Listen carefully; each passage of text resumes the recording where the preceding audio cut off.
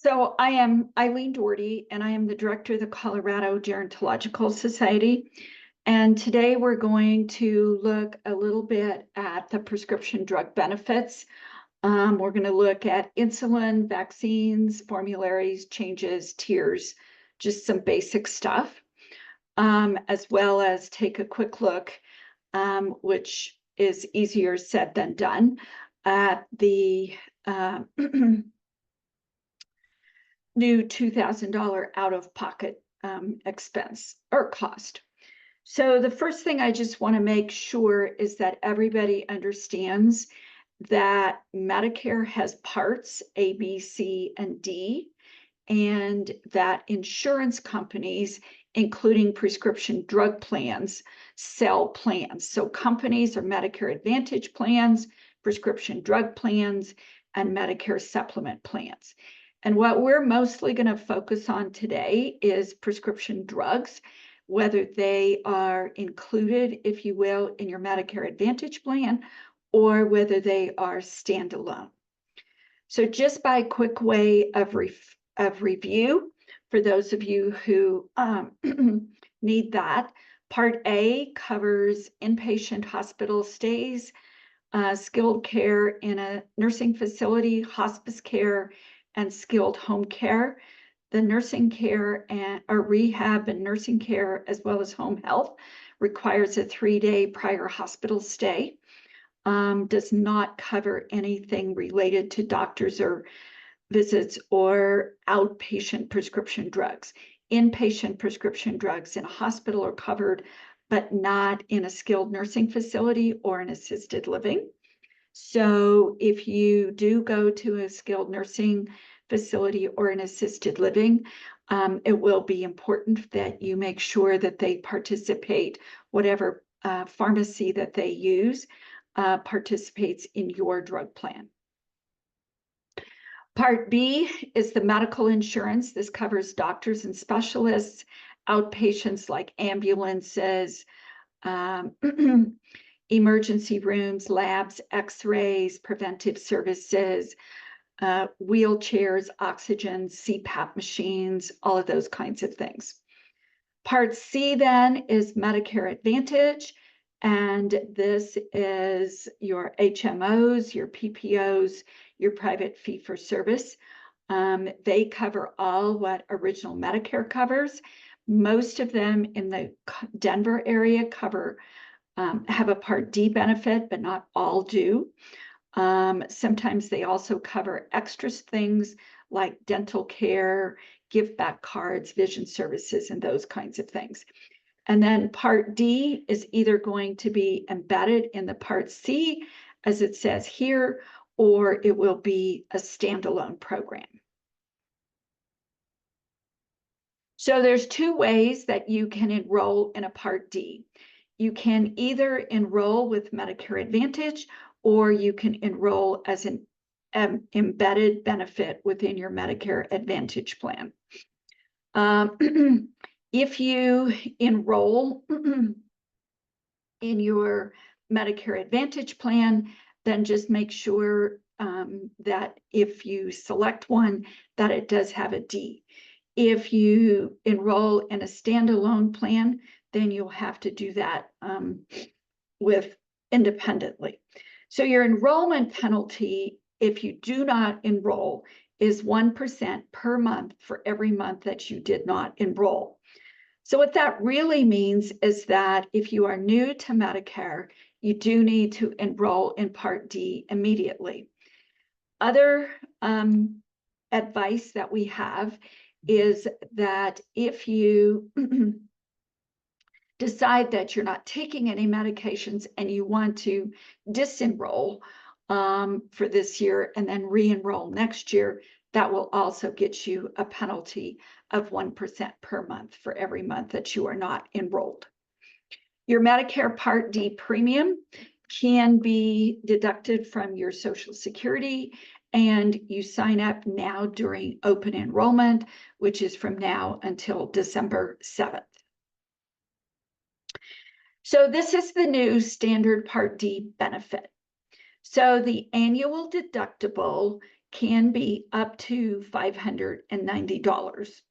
Some of the plans are charging less, and the Part C and Part D plans can waive the deductible. You then, on the initial coverage, you pay 25% of all brand name and generic drugs until you reach your out-of-pocket maximum of $2,000. Now, I will explain this a little bit more in a little bit more detail about how we get to the $2,000 in a little bit. Once you get to the $2,000 out of pocket and or through the retail cost of drugs, then you go into catastrophic coverage, and then you pay zero with Medicare and the prescription drug plan, basically paying the total cost of the balance of all of the drugs that you use. So what this means at this stage of the game is that you are no longer paying for, if you will, the donut hole. So the donut hole, the way we used to think of it in the last 10 or 15, 20 years, as Part D has been around, is gone away. And what we have at this point in time is what they are calling this initial coverage, which is 25% of the name brand or generic costs until you reach the 2,000. Another thing to look at this year is the formularies. A lot of the drugs on a tier 1 are either free, a low cost, $1 or $2. What I mostly was able to review was that most of the tier 2 drugs have a $5 copay or something close to that. The tier 3 drugs have a 25% of the total cost, and that may or may not include the cost of insulin, depending on the company. Tier 4 seem to have a 40% cost. Sometimes the tier 3 costs also have a flat copay. And then tier 4 seems to always be a percentage, as does tier 5. Now, the percentage or the flat copay is also one of the determining factors in how you enroll in an enhanced versus a basic plan, and how you get to the $2,000 cap. So another thing to know is that not all drugs are on the same tier. And if you had certain drugs on tier 1 or tier 2 in the past, you need to check, because they may very well have gone to a tier 3 or a tier 4. When I was doing some research with just some random drugs, I found that a lot of drugs had moved to the tier 3, costing you more out of pocket. Companies can change what tier a drug is on every 2 weeks, and they have to give you a 60-day notice so that you have the ability to let your provider know. But if a company either drops or changes the tier, you do not have the opportunity to change prescription drug plans. You have to stay with them. Part D has always been required to cover all drugs in what we call protected classes. So if you take any drugs that are immunosuppressants, antidepressants, antipsychotics, anticonvulsants, antiretrovirals, or antineoplastics, all drugs in those categories have to be, or those classes have to be covered. And that is a protection that was fought very, very hard back in the Bush administration when we first launched the Part D plan. And the reason for that being because, again, many of those drugs, there's not often a lot available, And when people are stabilized on the drug, it's important that they have access to it and not decompensate or fail. Now, the next thing we're going to talk a little bit about is enhanced versus basic plans.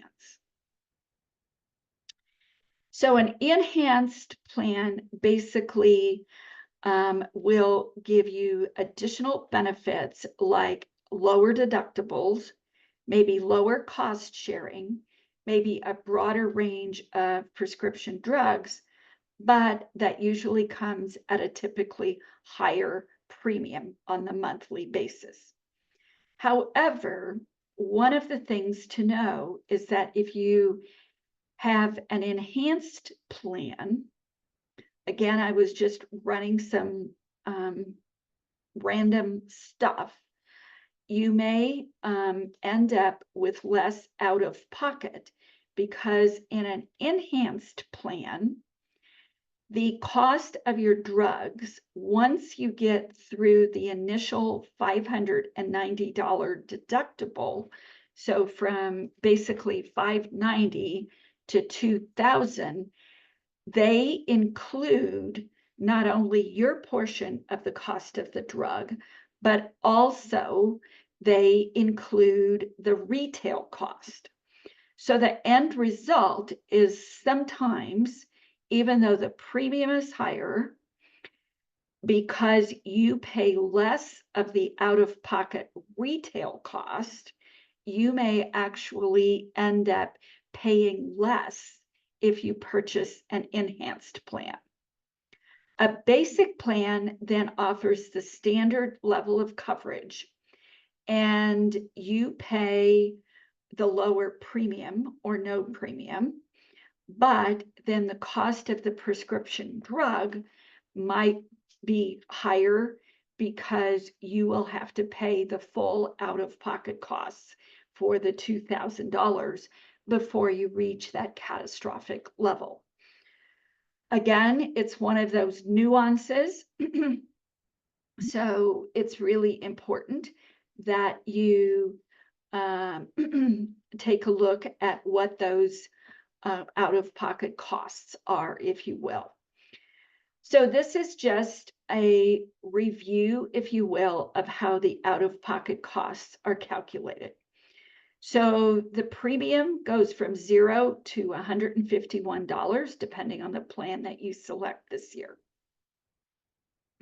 Most of the plans that I looked at seem to have the $590 deductible, but there were some that were less.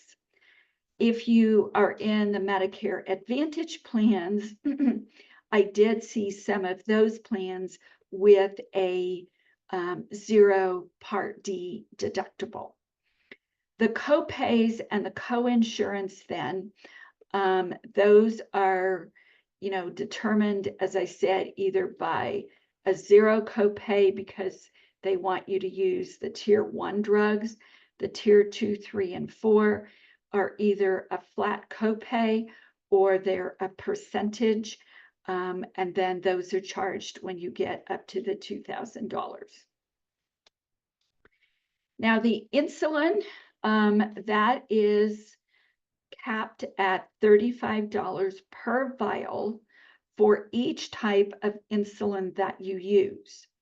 But if you use more than one type of insulin each month, and you say you use a slow acting and a long acting, then you would be charged $35 for the slow acting and $35 for the long acting.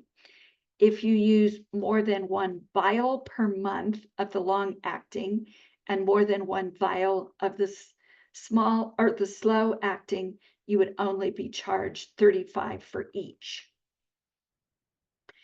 Now, a lot of people end up getting charged for the lancets, syringes, and alcohol wipes, but those are covered by Part B. The problem is that you have to purchase them through a Part B provider.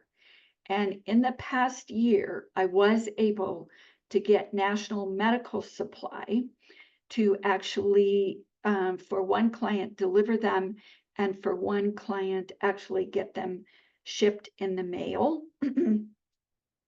So if you need those and they're running you a lot of money, you might check out National Medical Supply. Just Google them and call them up and see if they can help you. The cost of insulin is not included in your deductible, your $2,000 out-of-pocket deductible. So it's important to know that as well. So this is just a repeat of what I just indicated, other than the fact that the insulin pens may not be included in the cost of the insulin. So again, it depends on the company that you purchase from. They may or may not be covered. Vaccines no longer have a copay, but the cost of vaccines is also not included in the $2,000 out-of-pocket. It's important when you are getting a vaccine that you make sure that you get it at the appropriate office. If you get it at a doctor's office, a community clinic, or a pharmacy, and you're getting flu, pneumonia, or hepatitis, those will be covered at any of those locations. If you get a shingles, a Tdap, a COVID, or an RSV, always get those at the pharmacy, because the pharmacy is going to be a Part D provider, and those vaccines are Part D benefits as opposed to a Part B benefit.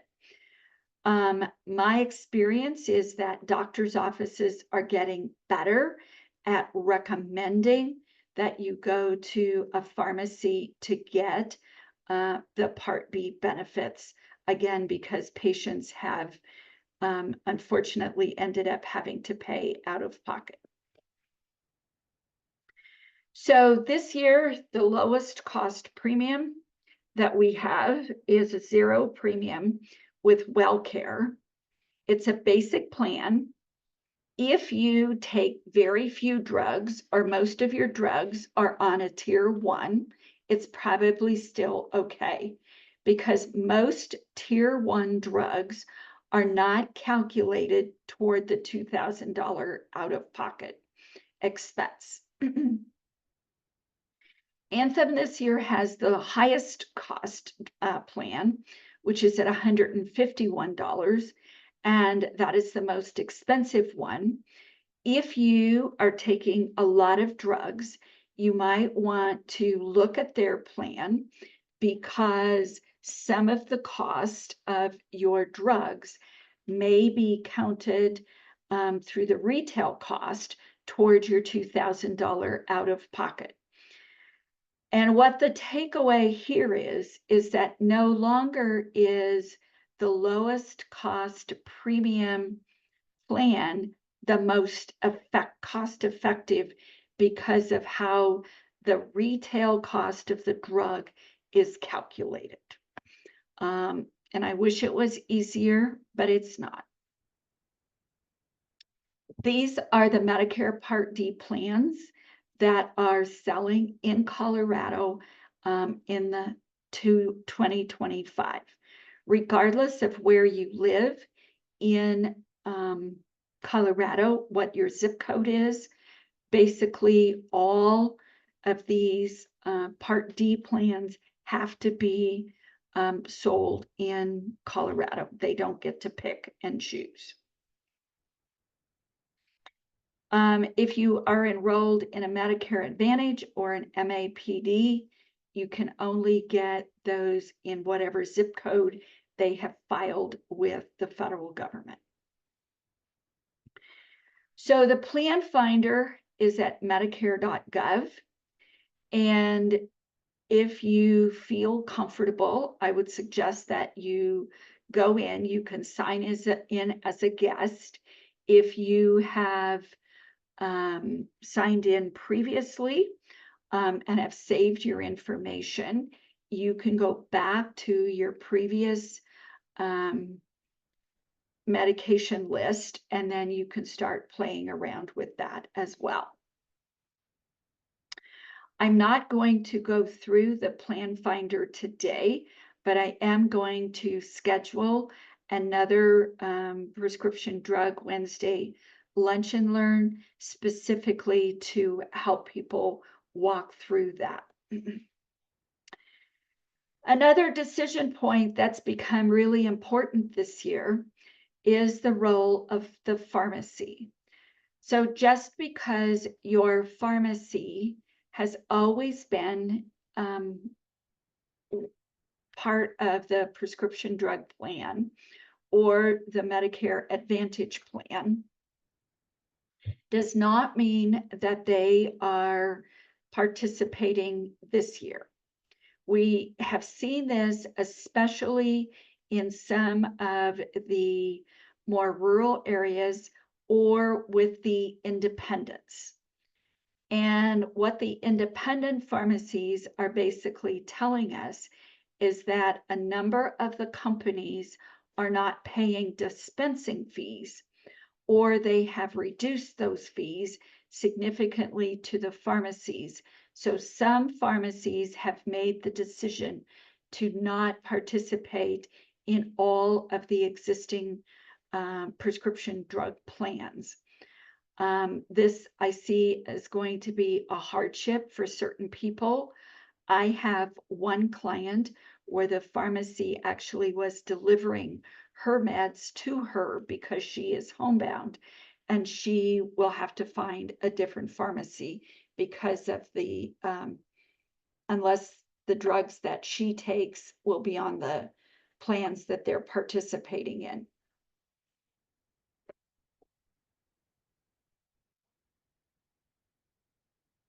Another decision point then is that you have to use the plan finder to find the cost of the premium and the cost of the drugs.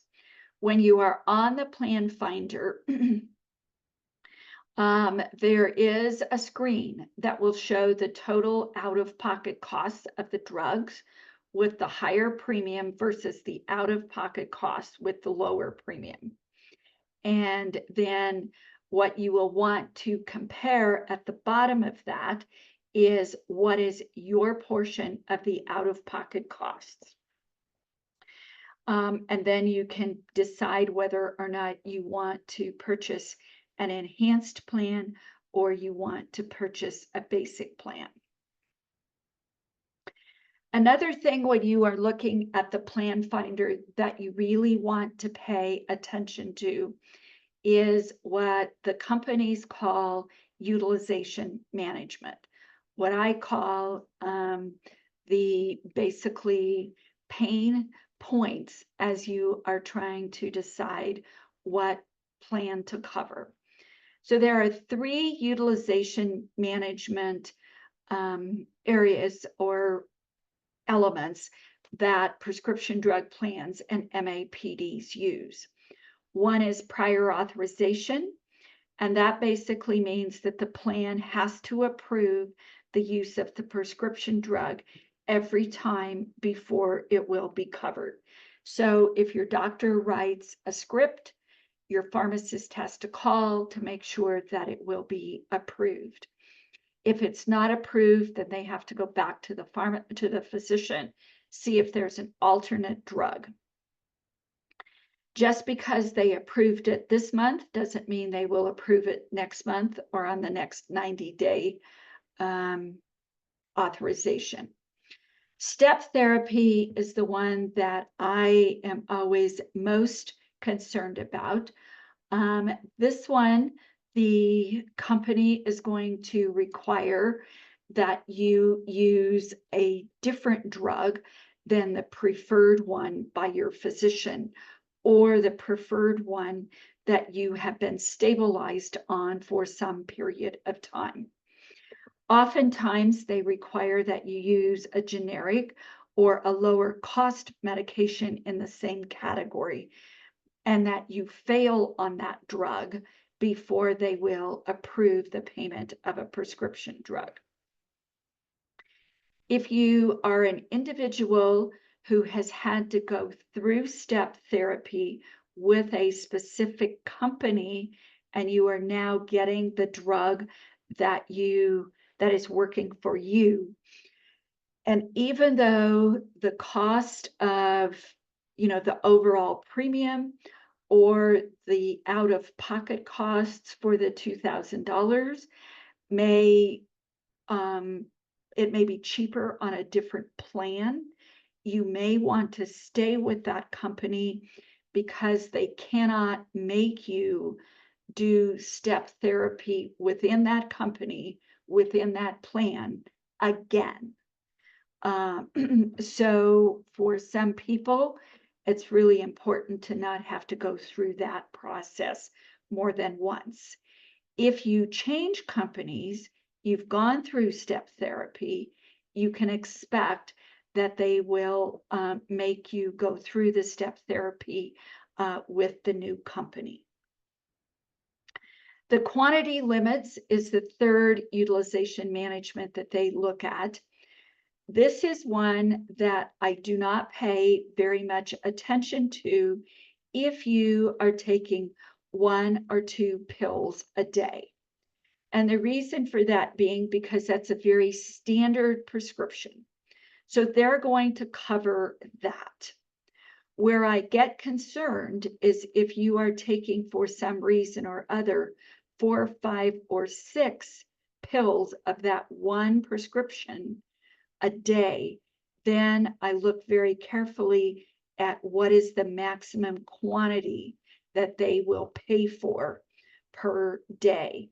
Because if they'll pay for, say, 120 pills a month, and you're taking 150 pills a month, you will have to pay full price for the 30 pills, the difference of the 120 versus the 150.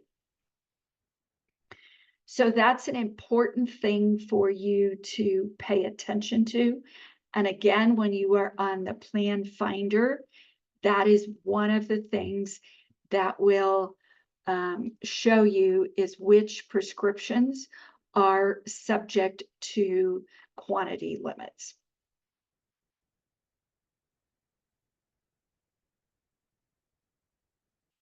Before I tell you about how to enroll, I forgot to include one really important slide. And that is, there is a provision this year to how you pay for the deductible. So you can't, or the deductible as well as the $2,000 out of pocket. So if you are a low user of medications and you don't expect that you will reach the $2,000 out-of-pocket cap, then you probably do not need to worry about this.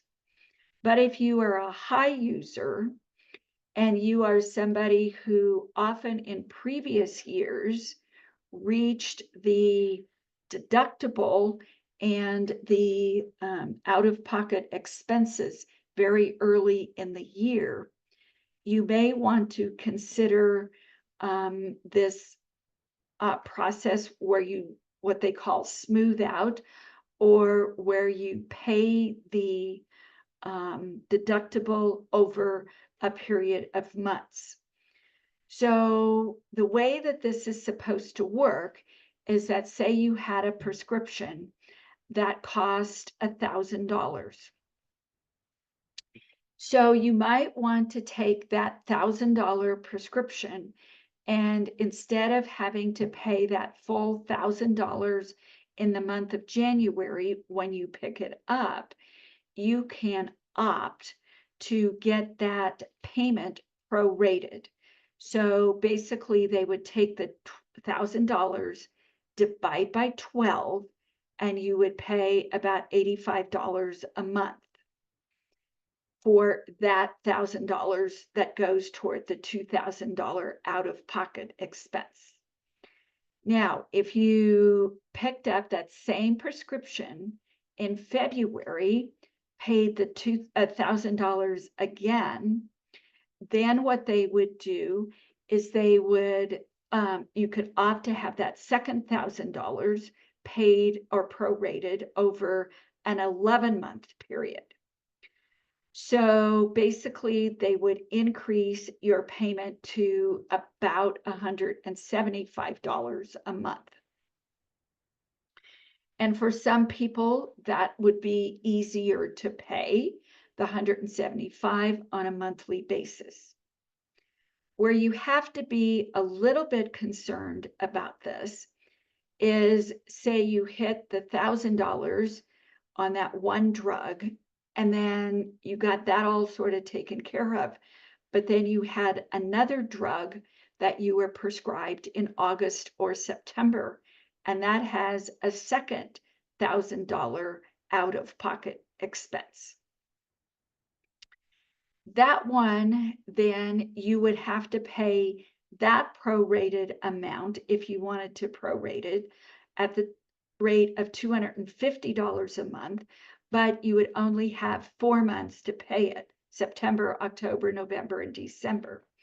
So you could be paying the $85 or so for the $1,000 out-of-pocket deductible that you're working with in January, and then have a second prorated amount of $250 for the second one that you received in August. If you opt, if you will, to use this prorated procedure, you will do that with your prescription drug plan. You tell your pharmacist when you go to pick up the drug that you want to use the prorated payment plan, and then they won't charge you anything. The prescription drug plan will then pay the pharmacy each month for your copay, and then you pay the the prescription drug plan. Now, I have to caution you that if you do decide to use the prorated payment plan on a monthly basis, you do need to pay all of that that you have prorated by December 31st of the year in which you are prorating. So if you use that option, you'll have to pay by December 31, 2025. If you miss a payment, they will carry you for 60 days. But after 60 days, if you do not make the payment, then the prescription drug plan can drop your coverage. Now, you still have Part D, but you don't, with Medicare, they can't drop that, but you don't have a prescription drug plan that is helping you pay for the coverage. So I know that that's really confusing. And as I started through this PowerPoint, I remembered that I did not put that in here. So I will go back in and make a couple of slides that hopefully will be helpful. And I'll just add them to the end of this PowerPoint so that it'll be too hard to integrate it into this section of the comments, but at least you'll have some slides that you could refer to. So once you have decided which plan that you want to enroll, you can call 1-800-Medicare. You can enroll on the Plan Finder, or in some cases, depending on the company that you are signing up with, you can work with an agent. But not all companies are paying commissions. So some agents either are not helping or are actually prohibited from enrolling anybody in their plans. So again, it's just one of those things where the assumption is that everybody is either good on the phone or good on the internet. And sometimes for some plans, they have taken away the high touch option, which is basically to work with a live person.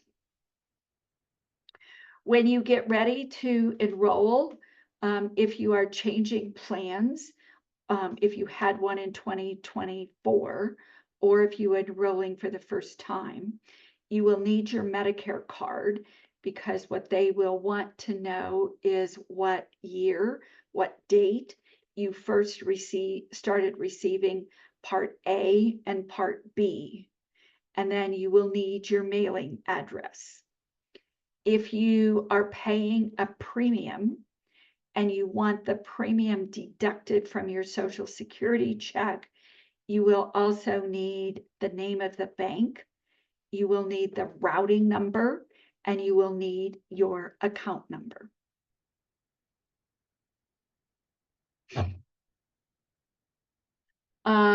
This is just a quick sort of overview.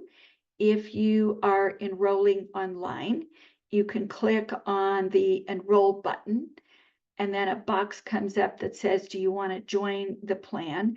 And then you can kind of follow the prompts.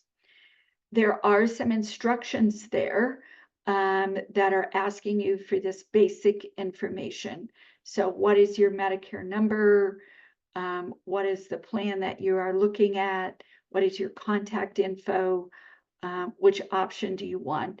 So just because there's only 7 or 8 companies offering Medicare Part D, it doesn't necessarily mean that there's only 7 or 8 plans within those, or options within those plans. Most of them have multiple plans that they're offering with varying information. And then indicate how you want to pay. You sign basically with an agreement, checking a box, and then you're allowed to review and submit. You will get a confirmation number. I highly recommend that you either print that confirmation number down, or print it so you have it, or that you write it down with the exact time, including the seconds that you enrolled, so that if there are any issues or concerns about were you actually enrolled in the plan, that we're able to track that back. If you want to stay with the same PDP or the MAPD that you had in 2024, then don't do anything.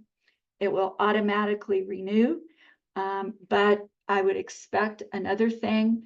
Last week or the week before, when I was doing some more other presentations, 2 people indicated that their premium had increased more than 50%. And they also indicated that a number of their drugs had changed from one tier to the other. So in some years where doing nothing was maybe the path of least resistance and made sense, it may not make sense for 2025.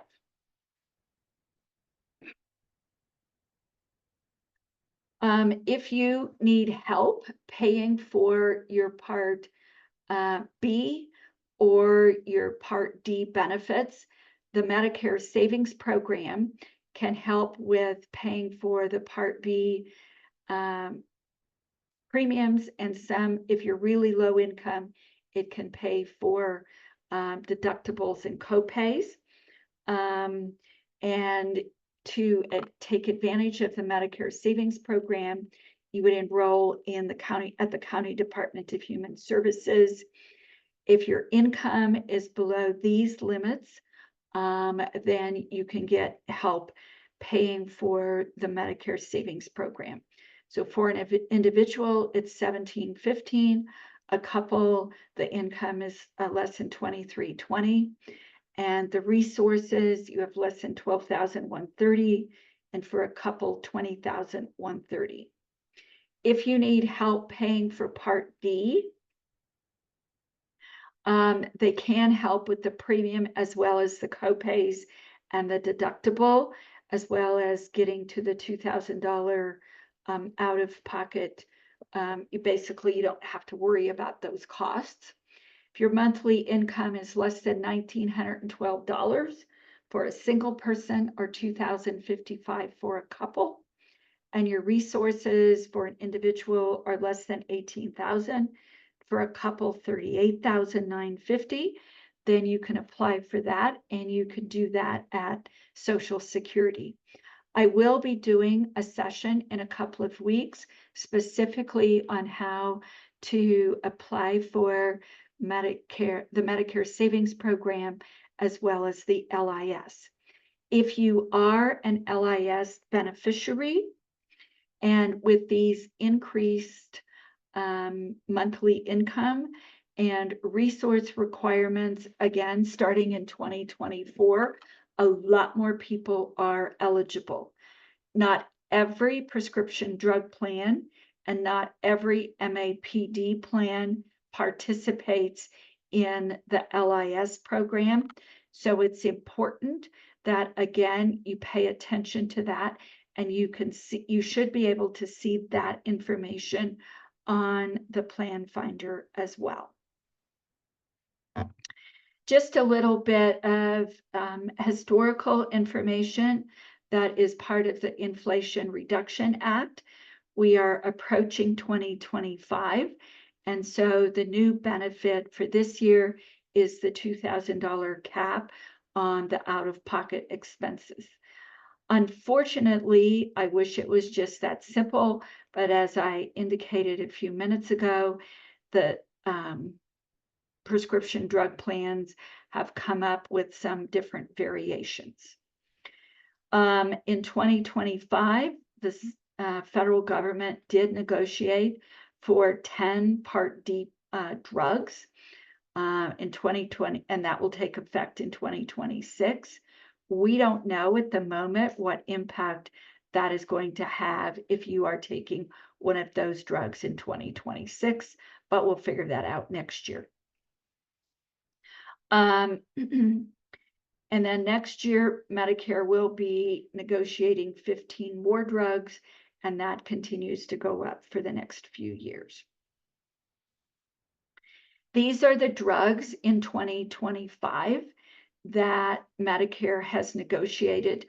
All of the prescription drug plans have agreed that they will offer the reduced reimbursement that Medicare is going to pay them for these drugs. There was a lot of pushback and discussion and back and forth at the beginning of 2024 that some of the companies might not participate, but all the pharmaceutical companies that make these drugs and all of the prescription drug plans that sell these are participating. There is a gag clause in the pharmacy contracts, which might be helpful.